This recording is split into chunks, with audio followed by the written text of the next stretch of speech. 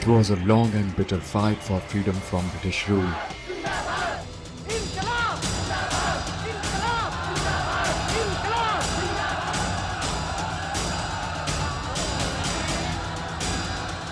India's fight against the might of the British Raj comprised fierce willpower, patriotism and devotion, extending to an array of literary wealth of the time. Thoughts spent by the country's freedom fighters to fuel the struggle gave it new dimensions and bounded.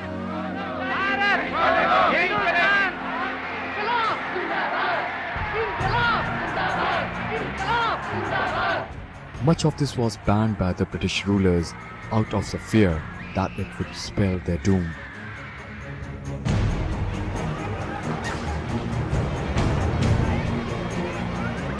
All of this rose into the crescendo of 15th August 1947 to independence from the British yoke. At the stroke of the midnight hour, when the world sleeps, India will awake to life and freedom.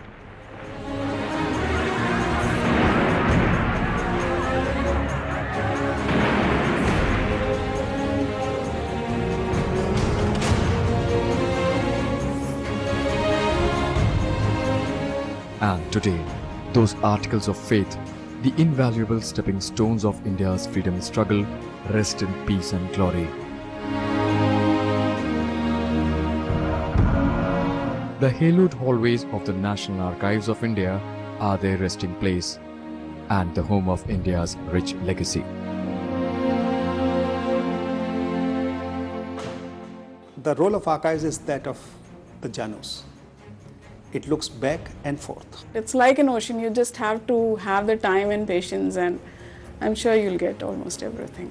यह वास्तव में मक्का और Medina है। यहाँ सारी authentic information है, बस जरूरत है सच्चे मन से इसको देखने की। Beyond those nationalistic books banned by the British rulers, there is a range of other treasures here, housed for posterity. इसके पीछे भाई समझते थे कि इसमें ऐसी भावनाएं हैं, ऐसी बातें हैं जो लोगों का गुस्सा ब्रिटिश सरकार के खिलाफ भड़का सकते हैं, तो उन्होंने उन कविताओं को बैन कर दिया। कई बार ये भी होता था कि उनको ये लगता था इसमें क्या लिखा है, they are not in position to read the literature, उनको लगता था कुछ ना कुछ इसमें हमारे खिलाफ लिखा होगा, सो दे ban. This is one of the earliest records of land acquisition in 1912. The color-coded map titled Delhi and Vicinity in multiple use displays the regions acquired under the Land Acquisition Act 1894 to plan India's new capital city, the cantonment, civil lines development and farm areas.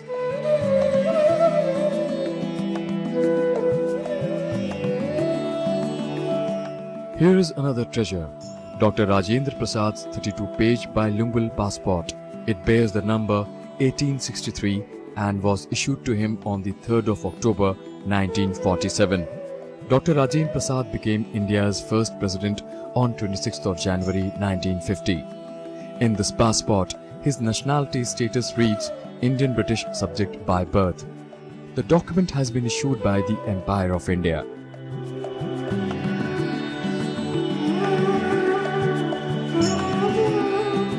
Among the priceless documents are historic letters, correspondence and records associated with historic landmark events, the execution of revolutionary Mangal Pandey,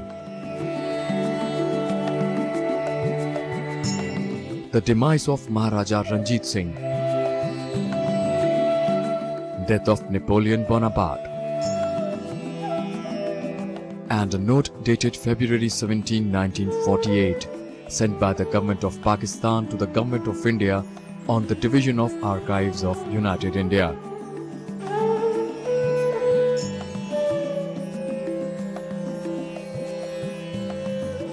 Then there is the facsimile of the Government of India's state emblem and seal with the motto in Devanagari, Satyamev Jayate, displayed on a news clipping of the Times of India.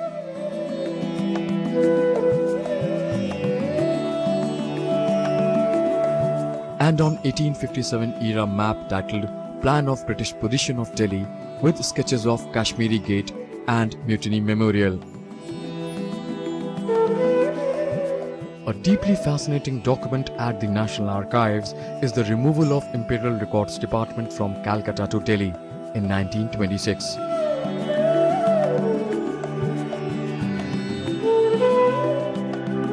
The genesis of the institution and its journey from the imperial record keeper to the custodian of country's history is the highlight of the exhibition, which also celebrates the 125th foundation year. If you have an analysis of this National Archives, you'll see we have different sections over here. Like we have cartography, we have foreign affairs department, we have this Ministry of Home Department documents. And in addition to this, we have this library which houses a huge collection of books. So it's very pertinent on part of scholars to visit this place. It's a treasure actually, it's a treasure house. A historian cannot do without visiting this place. December 31st, 1926. That's the day when New Delhi, as we know the capital city, was named as such. Archival documents at the National Archives cite the original notification of King George V.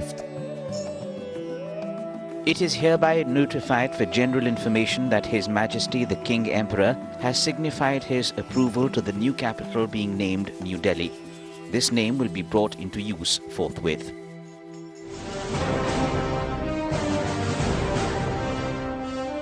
On December 15, 1911, King George V and Queen Mary, the first monarchs to attend their coronation darbar in India, laid two plain foundations of the new city, bearing just the date December 15, 1911, engraved on it.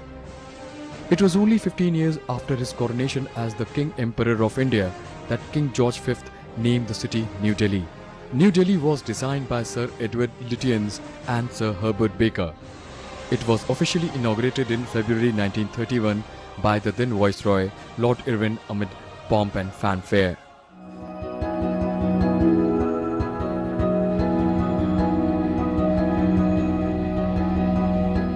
There are also rare and original records and archival images ranging from 14th century. Firoz Shah Tughlaq reign to transformative post-colonial India of 1950s are also on display.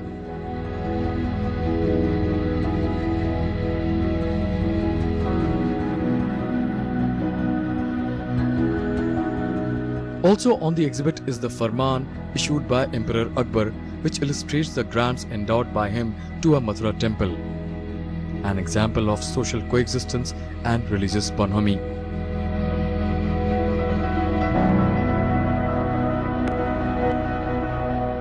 National Archives has a checkered history. Born on March 11 in 1891 in Calcutta, now called Kolkata, as the Imperial Record Department. It was later shifted to New Delhi post the shifting of the imperial capital to Delhi in 1911. The present building of National Archives of India was constructed in 1926 and the transfer of all records was completed in 1937. And here is the original letter sent by S.C. Sen requesting a change in the name of Imperial Record Department to National Archives of India, the name that it still carries today.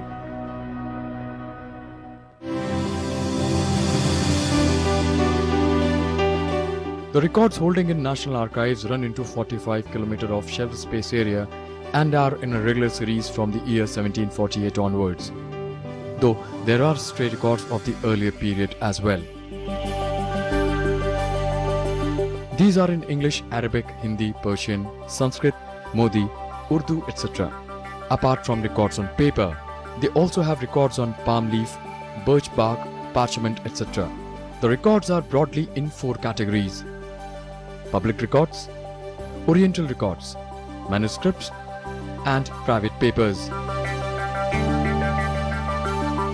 These records throw light on the activities of the later Mughals, the East India Company and British rule, and the emergence and growth of the freedom struggle in India. They also shed valuable light on our social, political, economic and cultural life.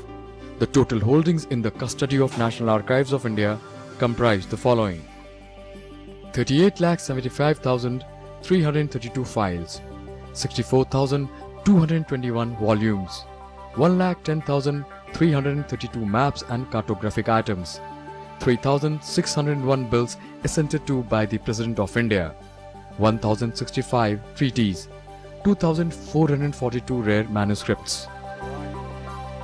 The Oriental Division has a large collection of Oriental records comprising of rare manuscripts, single unit documents and rare books in Persian, Arabic, Urdu, English, Hindi, Rajasthani, Marathi, Turkish, Bangla and in many other languages and in various scripts. Some of the major collections are the Inayat Jung collection numbering 1,37,000 official Mughal documents. It consists of reports, day-to-day accounts and revenue figures which were sent regularly to the Diwan of Deccan by the individual Diwans of 6 provinces of the Deccan. ये इनायत जंग collection है और इस collection के बारे में मालूम ऐसा हुआ है कि ये किसी दक्कन के किसी किले में जब मुग़लों के ऊपर जो है अंग्रेज़ों की फतह हुई, ये बहुत सारी चीज़ें जो हैं उन्होंने तबाह की, तो ये किसी ने छुपा कर रख दिए थे। कोई इल्मी दोस्त रहा होगा, उसने इसको छुपा कर रख दिया था और उसके बाद जब हालात साजगार हुए तो उसको बाहर निकाला और 2 जगहों पे इसका कलेक्शन का जो है हमको मालूम हुआ है हिस्सा।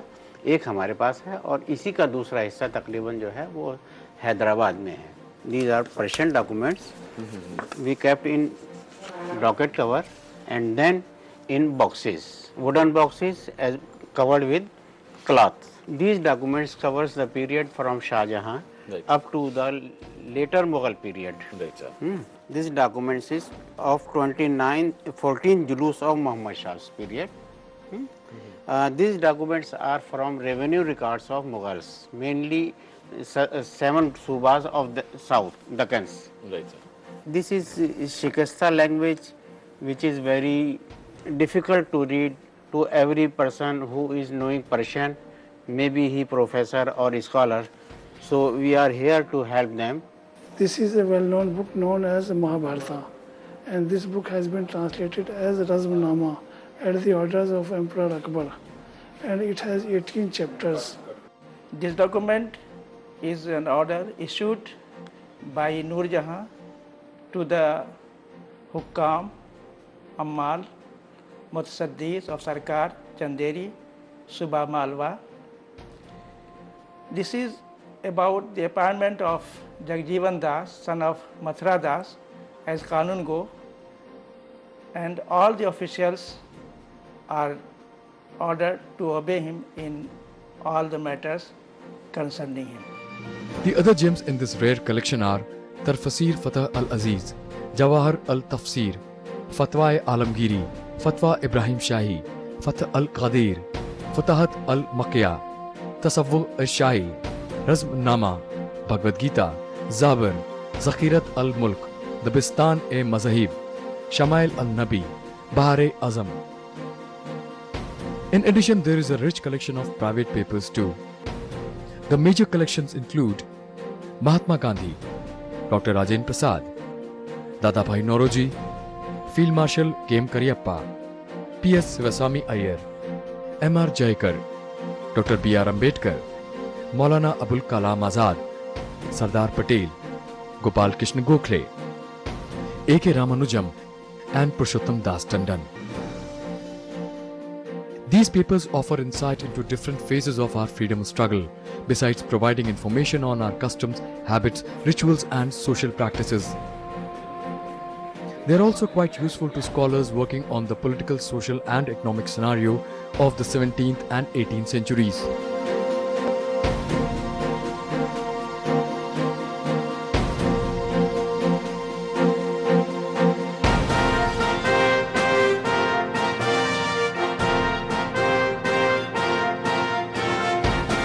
पेपर्स उतने ही वैल्यूएबल हैं सोर्स ऑफ इंफॉर्मेशन के लिए जितने ही government of India records.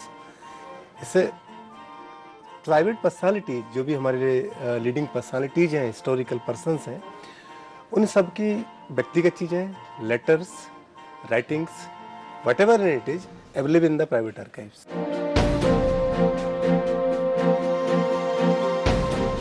The National Archives of India is a repository of all significant historical developments of the country from all fields, mainly political. The Museum of National Archives features displays of documents and articles which are a piece of history in themselves.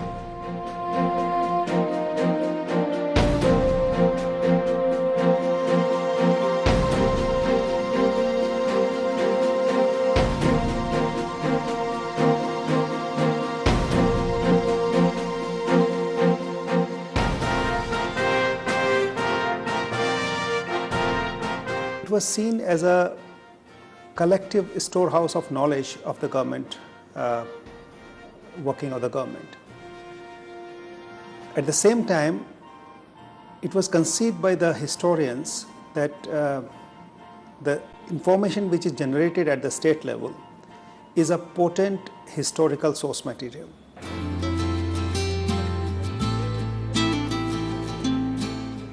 The National Archives has also invented a process of using heat and pressure in repairing and rejuvenating documents with the help of cellulose acetate foil and tissue paper. This process is known the world over as the cold or hand lamination process.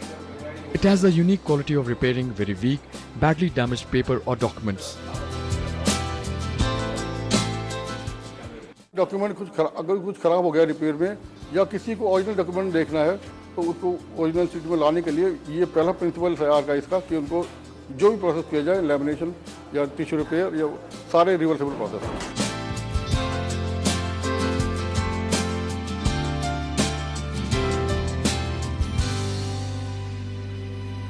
Another very significant achievement has been the fabrication of a portable fumigation vault for use in archives and libraries.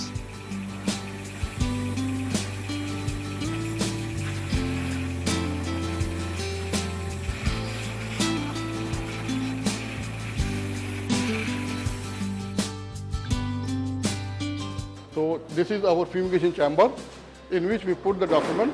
Three-fourths part of the document of the chamber is filled by the documents, and we pass carbon dioxide gas, and we also reduce atmospheric pressure.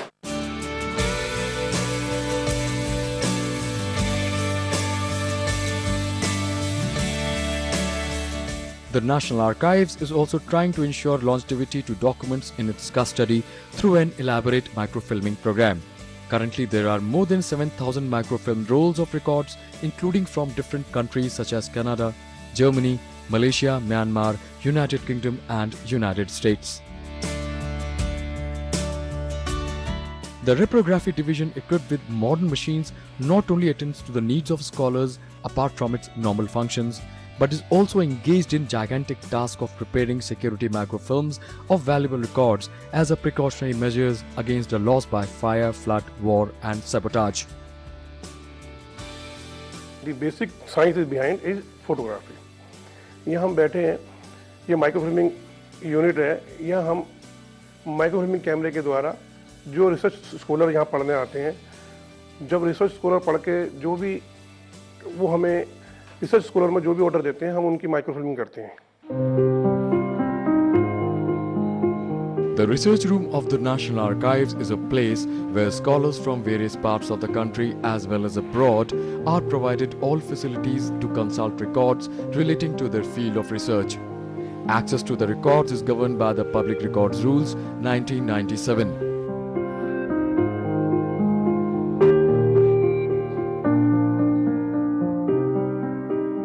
यहाँ पे एक तो research scholars हमारे India और abroad दोनों जगह से आते हैं और ज़्यादातर जो फॉरेन स्कॉलर्स आते हैं वो फ्रीडम फाइटर्स रिकॉर्ड देखना चाहते हैं और फॉरेन पॉलिसी पे ज़्यादातर फॉरेन स्कॉलर देखते हैं। इंडियन स्कॉलर्स भी नेशनल मूवमेंट के ऊपर और आजकल इकोनॉमी एंड सोशल स्ट्रक्चर के ऊपर भी काफ़ी रिसर्च कर रहे हैं। Library part of it, which is perhaps one of the best I have seen anywhere in India. I have not been to National Library in Calcutta, but here in Delhi, elsewhere in Bombay, even the Royal Asiatic Society library and all that, it can compare favorably. In fact, it may be even better.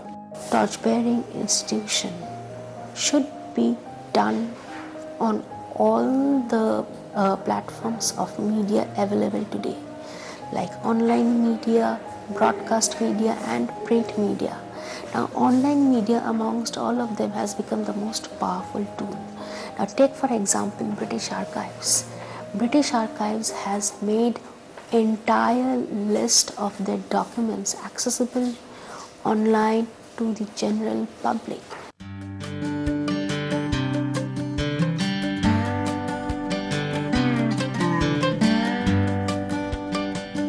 The cartography of India begins with early charts for navigation and constructional plans for buildings.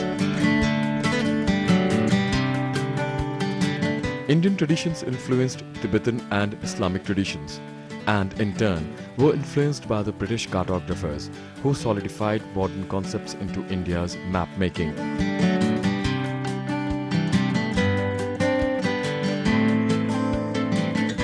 This section consists of historical, forest and revenue maps of the Survey of India.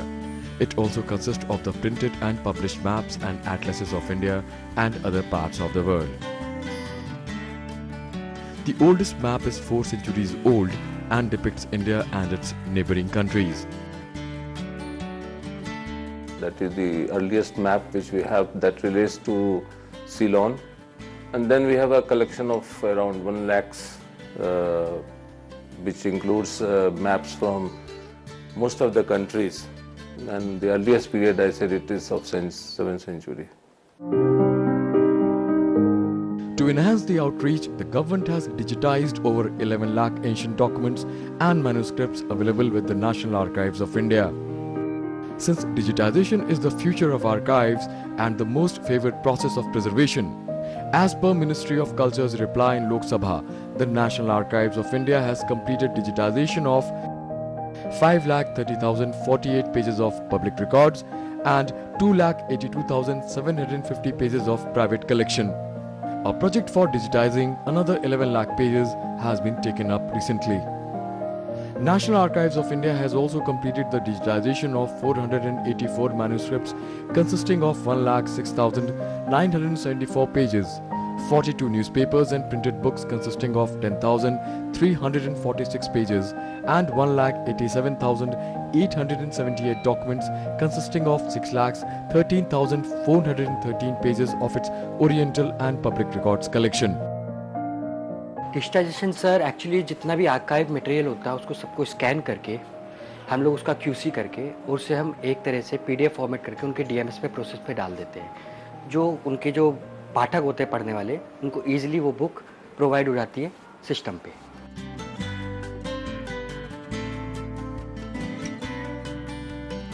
Efforts are on to broad-base the data and ensure the last mile connect. The idea is to provide access to scholars and researchers located in various parts of the country. Preparation of reference media is online. We are directly putting all these reference media to the our AIMS package, and I think this was in the last month. We have already opened this Abhilekh Patal also. The online portal called Abhilekh Patal is poised to provide the last mile connect. It seeks to put a catalogue of over 2 million records in the public domain and with over 2,000 digital images of records. To facilitate the smooth transition to digitalization, the government is revising the Public Records Act, which deals with preservation of public records of the centre and union territories.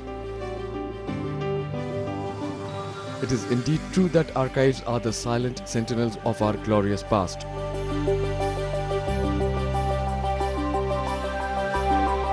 The potential contribution of the National Archives to national economic and social development is closely related to its role as the government's institutional memory.